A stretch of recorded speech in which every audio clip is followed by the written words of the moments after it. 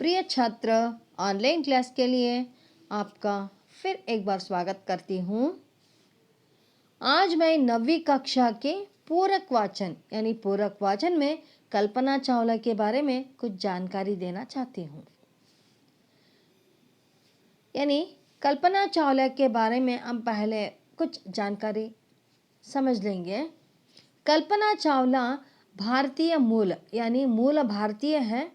फिर अमेरिका अंतरिक्ष यात्री और अंतरिक्ष शटल मिशन के ವಿಶೇಷಜ್ಞ ಅಂದರೆ ಆ ಮಿಷನ್ ಅಂತರಿಕ್ಷ ಯಾನವನ್ನು ಆ ಒಂದು ಸ್ಯಾಟಲೈಟ್ಸ್ ಏನಿದೆ ಆ ಸ್ಯಾಟಲೈಟ್ಸನ್ನು ರೆಡಿ ಮಾಡ್ತಕ್ಕಂಥ ಟೂಲ್ಸ್ನ ರೆಡಿ ಮಾಡ್ತಕ್ಕಂಥ ಒಬ್ಬ ಎಕ್ಸ್ಪರ್ಟ್ ಆಗಿದ್ರು ಅವರು ಮಾಡೋದ್ರಲ್ಲಿ अंतरिक्ष में यान जाने वाली ದ್ವಿತೀಯ ಭಾರತೀಯ ಅಂದರೆ ಅಂತರಿಕ್ಷ ಯಾನದಲ್ಲಿ ಪ್ರಯಾಣ ಮಾಡಿದಂತಹ ದ್ವಿತೀಯ ಭಾರತೀಯಳು ಹೌದು, ಪ್ರಥಮ ಭಾರತೀಯ ಮಹಿಳೆಯೂ ಹೌದು।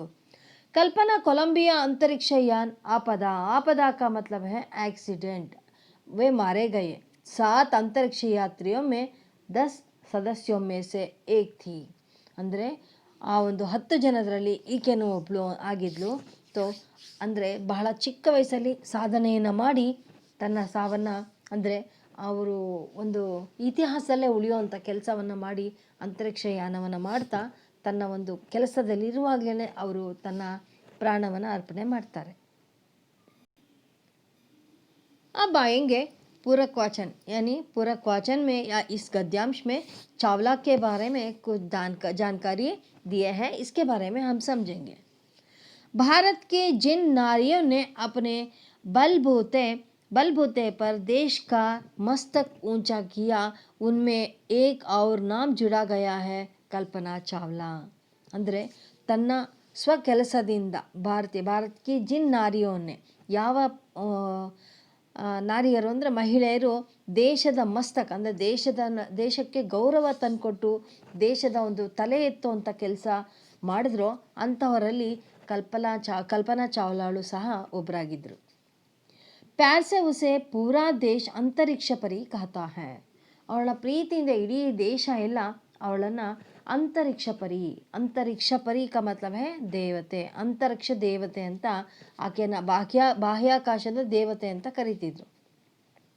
हरियाणा के करनाल नगर में जन्मी कल्पना के पिता का नाम बनारसी लाल चावला।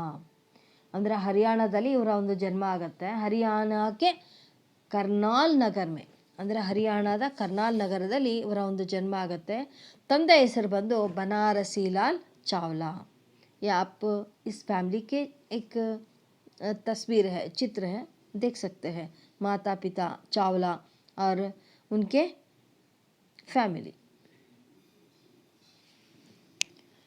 कल्पना ने मॉडल टाउन करनाल के टैगोर विश्वविद्यालय से आरंभिक शिक्षा प्राप्त की। कल्पना ಅವರು मॉडल का मतलब मॉडल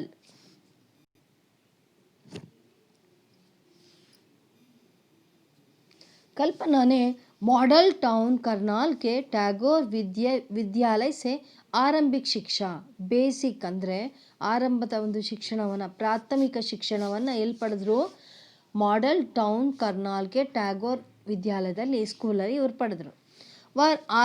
ಆರಂಭ ಸೇ ಹಿ ಕುಶಾಗ್ರ ಬುದ್ಧಿ ಅಂದರೆ ಪ್ರಾರಂಭದಿಂದಲೂ ಅಂದರೆ ಬಾಲ್ಯದಿಂದಲೂ ಸಹ ಕುಶಾಗ್ರ ಬುದ್ಧಿ ಬಹಳ ತೀಕ್ಷ್ಣವಾದ ಬುದ್ಧಿವಂತಿಕೆ, ದೃಢ ನಿಶ್ಚಯಿ, ದೃಢ ಸಂಕಲ್ಪ ಮಾಡ್ತಕ್ಕಂಥ, ಪ್ರತಿಭಾಶಾಲಿನಿ ತಥಾ ಮೌನೀತಿ ಅಂದರೆ ಅದು ಮೌನ ಅಂತ ಹೇಳ್ತಾರಲ್ಲ, ತುಂಬ ಮೌನವಾಗಿರ್ತಕ್ಕಂಥವ್ರು ಬಹಳಷ್ಟು ಸಾಧನೆ ಮಾಡ್ತಾರೆ। ವಟ ಅನ್ನೋರು ಏನು ಸಾಧನೆ ಮಾಡೋದಕ್ಕೆ ಸಾಧ್ಯ ಇಲ್ಲ, ಬಹಳ ಮೌನಿ, ಎಷ್ಟು ಬೇಕೋ ಅಷ್ಟೇ ಮಾತಾಡ್ತಿದ್ರು, ಬಹಳ ಪ್ರತಿಭೆ ಅಂದರೆ ತುಂಬ ಟ್ಯಾಲೆಂಟ್ ಇತ್ತು, ಜೊತೆಗೆ ದೃಢ ಸಂಕಲ್ಪ ಅಂದರೆ ಏನೇ ಮಾಡಬೇಕಂದ್ರೂ ದೃಢ ನಿಶ್ಚಯ ಇರಬೇಕು, ನಾನು ಸಾಧಿಸ್ತೀನಿ ಮಾಡ್ತೀನಿ ಅನ್ನೋ ಒಂದು ಕಾನ್ಫಿಡೆನ್ಸ್ ಅಂತ ಇರಬೇಕು, ಜೊತೆಗೆ ಬಹಳ ಬುದ್ಧಿವಂತರು ಸಹ ಅವರು। उन्होंने पंजाब इंजीनियरिंग कॉलेज छत्तीसगढ़ से एरोस्पेस में BE की डिग्री प्राप्त की। ಅಂದರೆ ಪಂಜಾಬ್ ಇಂಜಿನಿಯರಿಂಗ್ ಕಾಲೇಜಲ್ಲಿ ಚಂಡೀಗಢ ಸೆ ಏರೋಸ್ಪೇಸ್ ಅಂದರೆ ಏರೋನಾಟಿಕ್ ಅಂತ ಕರೀತಾರಲ್ಲ, ಏರೋಸ್ಪೇಸ್ ಅಂದರೆ ಆ ಏರೋಸ್ಪೇಸ್ ಮೇ BE की डिग्री प्राप्त की ಅಂದರೆ ಇಂಜಿನಿಯರಿಂಗ್ ಕಾಲೇಜಲ್ಲಿ ಇವರು ಏರೋಸ್ಪೇಸ್ ಅಂತಂದ್ರೆ ಅದರಲ್ಲಿ BEಯನ್ನು ಮಾಡಿಕೊಂಡ್ರು. ಕಲ್ಪನಾ ಅತ್ಯಂತ ಸೌಮ್ಯ ಸ್ವಭಾವ ಕಿ ಮಹಿಳಾ ಥಿ, ಬಹಳ ಸೌಮ್ಯ ಸ್ವಭಾವದ ಮಹಿಳೆ ಆಗಿದ್ರು. ಬಚ್ಪನ್ ಸೆ, ಬಾಲ್ಯದಲ್ಲೇ ಉಸ್ಕಿ एक ही आकांक्षा थी. आकांक्षा का मतलब है ಆಶಾ, ಆಶಾ का मतलब है ಅಪೇಕ್ಷಾ. ಅವರ ಬಹಳಷ್ಟು ಆಸೆ ಪಡ್ತಿದ್ದಿದ್ದೇನಪ್ಪ ಅಂದರೆ ಬಾಲ್ಯದಿಂದಲೂ ಚಾಂದ್ ಸಿತಾರೋಂಕೋ ಚೂನಾ. ಚಾಂದ್ ಸಿತಾರ್ का मतलब है, ಚಾಂದ್ ಅಂದರೆ ಚಂದ್ರ, ಸಿತಾರ್ का मतलब है ನಕ್ಷತ್ರ.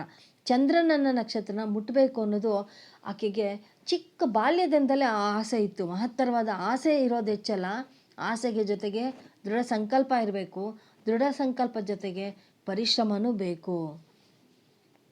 इसलिए उन्होंने पंजाब इंजीनियरिंग कॉलेज में एरोनॉटिक्स में प्रवेश लेने की इच्छा व्यक्त की, तो वहाँ के एक प्रोफेसर ने कहा कि यह क्षेत्र लड़कियों के लिए नहीं है. ಏರೋನಾಟಿಕ್ಸಲ್ಲಿ ಅವರು ಕೆಲಸ ಮಾಡಬೇಕು, ಅಲ್ಲಿ ನಾನು ಆ ಒಂದು ಸ್ಪೇಸಲ್ಲಿ ಹೋಗಬೇಕು, ಆ ಸ್ಪೇಸಲ್ಲಿ ಆಗ್ತಕ್ಕಂಥ ಆ ಸ್ಯಾಟಲೈಟ್ಸ್ ಏನಿದೆ ಅದರಲ್ಲಿ ನಾನು ಹೋಗಬೇಕು, ಬಾಹ್ಯಾಕಾಶನೆಲ್ಲ ನೋಡಬೇಕು ಅಂತ ಆಸೆ ಪಡ್ತಾರೆ.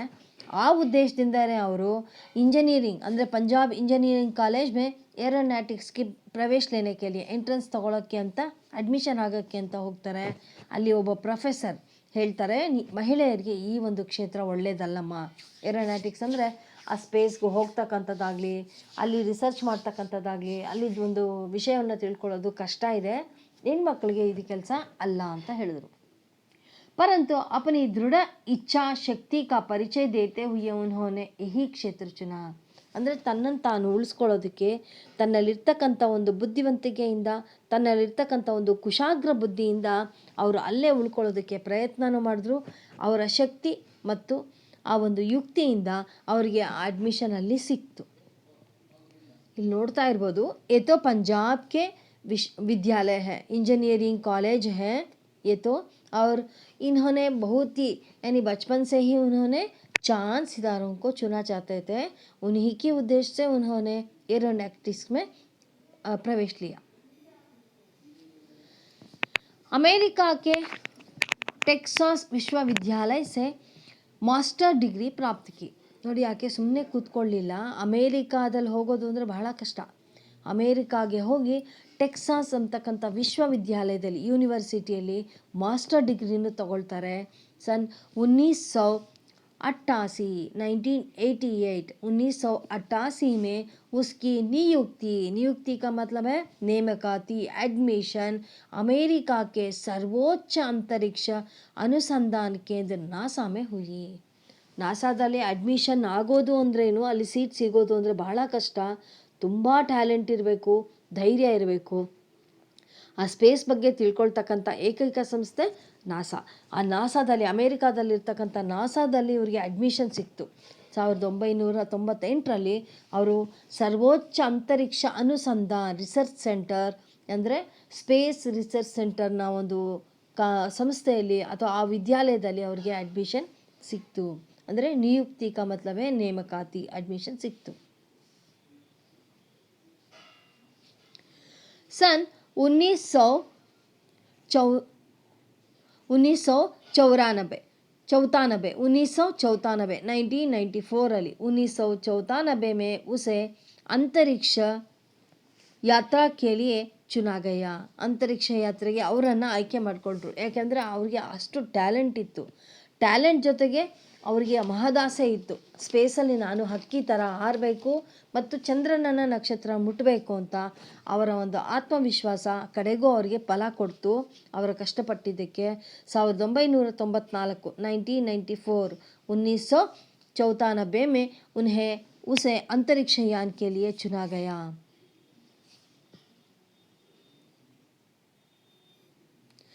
19 नवंबर सन 1997 1997 नवंबर 19 सन यानी 1997 ಅಂದರೆ 1997 को वह सौभाग्यशाली दिन आया जब वह विश्व की पहली महिला अंतरिक्ष यात्री के रूप में आकाश में उड़ी. ಅಂತರಿಕ್ಷ ಯಾತ್ರಿಯಾಗಿ, ಅಂದರೆ ಆ ಸ್ಪೇಸಲ್ಲಿ ಪ್ರಯಾಣಿಗಳಾಗಿ ಅಥವಾ ಆ ಸ್ಪೇಸ್ಗೆ ಆ ಒಂದು ನಿರೀಕ್ಷಣೆಗಾಗಿ ಕಲ್ಪನಾಳ ಉದ್ದೇಶವನ್ನು ಫಲಿಸ್ತು ಸೌಭಾಗ್ಯದಿಂದ ಬಂದು ಆ ಒಂದು ಭಾಗ್ಯಶಾಲಿ, ಅಂದರೆ ಎಷ್ಟೊಂದು ಶಕ್ತಿಶಾಲಿ ಅಂದರೆ ಆಕೆ ಶಕ್ತಿ ಯುಕ್ತಿ ಎರಡೂ ಬೆರೆಸಿ ತಾನು ಗೆಲ್ತೀನಿ ಅನ್ನೋ ಧೈರ್ಯವಾಗಿ ಆಕೆ ಮುನ್ನುಗ್ತಾಳೆ.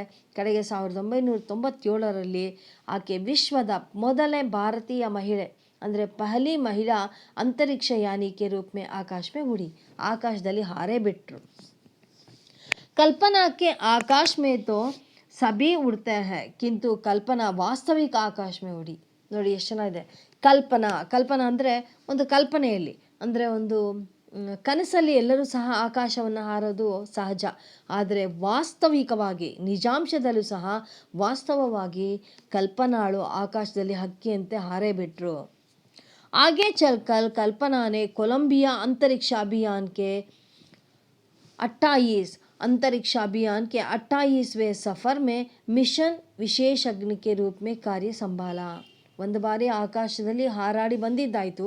ಹಾಗೆ ಚಲ್ಕರ್ ನಂತರ ಅವರು ಕಲ್ಪನಾರವರು ಕೊಲಂಬಿಯಾ ಅಂತರಿಕ್ಷ ಕೊಲಂಬಿಯಾ ಬಾಹ್ಯಾಕಾಶದ ಅಭಿಯಾನದಲ್ಲಿ 28ನೇ ಅಂದರೆ 28ವೇं ಸಫರ್ ಅಂದರೆ ಯಾತ್ರೆಯಲ್ಲಿ ಮಿಷನ್ ವಿಶೇಷಜ್ಞ ಅಂದರೆ ಟೂಲ್ಸ್, ಒಂದು ಎಕ್ಸ್ಪರ್ಟ್ಸ್ ಅಂತ ಹೇಳ್ತಾರಲ್ಲ, ಆ ಟೂಲ್ಸ್ನ ಯಾವ ರೀತಿ ಏನು ಮಾಡಬೇಕು ಅದ್ರ ಬಗ್ಗೆ ರಿಸರ್ಚ್ ಮಾಡಿ ಅಲ್ಲಿ ಆ ಕಾರ್ಯವನ್ನು ಸಹ ಅವರು ಸಂಭಾಳಿಸ್ತಾರೆ. आप नासा के बारे में कुछ जानकारी देना चाहती हूँ. नासा ಅಂದರೆ ಏನು ಅದ್ರ ಬಗ್ಗೆ ತಿಳ್ಕೊಳ್ಳೋಣ. नासा का मतलब है national aeronautics and space administration. संयुक्त राज्य अमेरिका की स्वतंत्र शाखा है जो उपग्रहों के माध्यम से सैटेलाइट्स न मुखांतर अंतरिक्ष पर अनुसंधान करती है और उसकी जांच के लिए अंतरिक्ष यान भेजती है. नासा का मुख्य कार्य अंतरिक्ष कार्यक्रमों और एरोनॉटिक्स यानी वैमानिकी के बारे में रिसर्च करना है.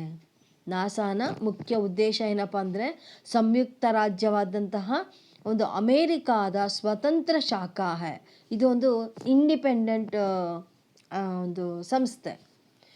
ಜೋ ಉಪಗ್ರಹ ಅಂದರೆ ಏನು ಯಾವ ಸ್ಯಾಟಲೈಟ್ಸ್ ಇದೆಯಲ್ಲ ಅದರ ಮುಖಾಂತರ, ಮಾಧ್ಯಮ ಅಂದರೆ ಮುಖಾಂತರ, ಅಂತರಿಕ್ಷ ಪರ್ ಅಂದರೆ ಬಾಹ್ಯಾಕಾಶದಲ್ಲಿ ಸ್ಪೇಸಲ್ಲಿ ಅನುಸಂಧಾನ ಕರ್ತಿ ಹೈ ರಿಸರ್ಚ್ ಮಾಡುತ್ತೆ. ಅವ್ರು ಉಸ್ಕಿ ಜಾಂಚ್ ಕೇಳಿಯೇ ಮತ್ತು ಆ ಸ್ಪೇಸಲ್ಲಿ ಆಗ್ತಕ್ಕಂಥದ್ದನ್ನು ತಿಳ್ಕೊಳ್ಳೋದಕ್ಕೋಸ್ಕರ ಜಾಂಚ್ಕನ್ನು ಪರೀಕ್ಷಾ ಕೇಳಿಯೇ ಅಂತರಿಕ್ಷ ಯಾನ್ ಬೇಜ್ತಿ ಹೈ. ಆ ಸ್ಪೇಸಲ್ಲಿ ಆಗ್ತಕ್ಕಂಥ ರಿಸರ್ಚ್ನೆಲ್ಲ ಮಾಡ್ತಕ್ಕಂಥದ್ದು ನಾಸಾ ಸಂಸ್ಥೆಯ ಮುಖ್ಯ ಉದ್ದೇಶ.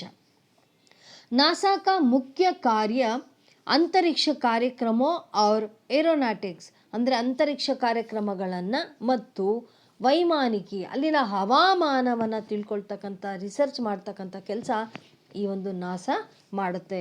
ನಾಸಾ ಕಾ ಫುಲ್ ಫಾರ್ಮ್ ಹೈ national aeronautics and space administration. फरवरी 2003 को अंतरिक्ष यान को अमेरिका की धरती पर उतरना था. ಅಂದರೆ ಫೆಬ್ರವರಿ 2003 को ಅಂದರೆ 2003 ಅಂತರಿಕ್ಷ ಯಾನ್ಕೋ ಆ ಒಂದು ಹೋಗಿರ್ತಾರಲ್ಲ ಬಾಹ್ಯಾಕಾಶದ ಯಾನೆ ಅಂದರೆ ಒಂದು ಪ್ರಯಾಣ ಹೋಗಿರ್ತಾರಲ್ಲ ಆ ಸ್ಯಾಟಿಲೈಟು ಅಮೇರಿಕಾಗೆ ಬಂದು ಲ್ಯಾಂಡ್ ಆಗಬೇಕಾಗಿತ್ತು. ಉತ್ತರ್ನಾಥ ಲ್ಯಾಂಡ್ ಆಗಬೇಕಿತ್ತು. ಪರಂತು ದುರ್ಭಾಗ್ಯ ಸಿರ್ ಪರ್ ಮಡ್ರಾ ರಹಾ ತಾ ಅಂದರೆ ಅವರ ತಲೆ ಮೇಲೆ ಮಹಾತ್ಮ ಕೂತಿದ್ರೆ ಏನು ಮಾಡೋಕ್ಕಾಗಲ್ಲ. ದುರ್ಭಾಗ್ಯ ಅನ್ನೋದು ಅವ್ರಿಗೆ ಬೆನ್ನಿಂದನೇ ಇತ್ತು ಅನಿಸುತ್ತೆ. यान धरती के वायुमंडल में प्रवेश करना चाह रहा था.